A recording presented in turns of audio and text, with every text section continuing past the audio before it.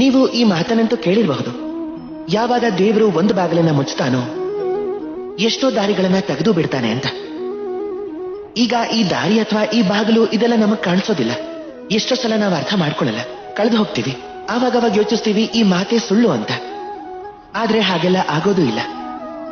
ಯಾಕೆ ಕಳೆದು ಹೋಗ್ತೀವಿ? ಯಾಕೆಂದ್ರೆ ನಾವು ಸಮಯನ ಹಾಳು ಮಾಡ್ತೀವಿ. ಆ ಬಾಗಿಲನ್ನ ನೋಡ್ತಾ ನೋಡ್ತಾ ಈಗ ತೆಗೆಯುತ್ತೆ ಅಂತ ಕಾಯ್ತೀವಿ. ನಿರೀಕ್ಷೆ ಮಾಡ್ತಾ ಮಾಡ್ತಾ ತುಂಬಾ ಸಮಯನ ವ್ಯರ್ಥ ಮಾಡ್ಬಿಡ್ತೀವಿ.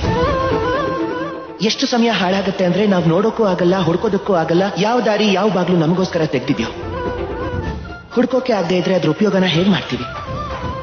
ನೆನಪಿಟ್ಕೊಂಡಿರಿ, ಆ ದೇವರು ಯಾವಾಗ್ಲೂ ನಮ್ ಜೊತೆನೇ ಇರ್ತಾನೆ, ನಮಗ್ ಸಹಾಯ ಮಾಡ್ತಾನೆ ಇರ್ತಾನೆ. ಈ ದಾರಿ ಯಾವಾಗ್ಲೂ ಇರುತ್ತೆ, ಎಲ್ಲ ಕಡೆನೂ ಇರುತ್ತೆ.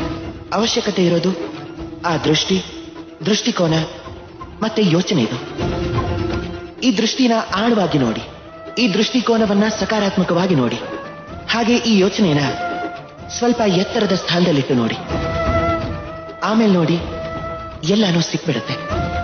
ಅದೇನು ಅಂದ್ರೆ ಈ ದೇವರು, ಈ ಪರಮಾತ್ಮ ನಮ್ ಜೊತೆಲಿದ್ದಾನೆ, ನಮ್ಮ ಮನಸ್ಸಲ್ಲೇ ಇದ್ದಾನೆ.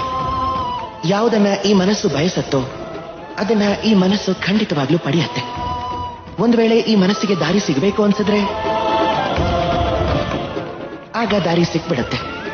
ಹಾಗಾದ್ರೆ ಬನ್ನಿ ನನ್ನ ಜೊತೆ ಪ್ರೀತಿಯಿಂದ ಹೇಳಿ, ರಾಧೆ ರಾಧೆ.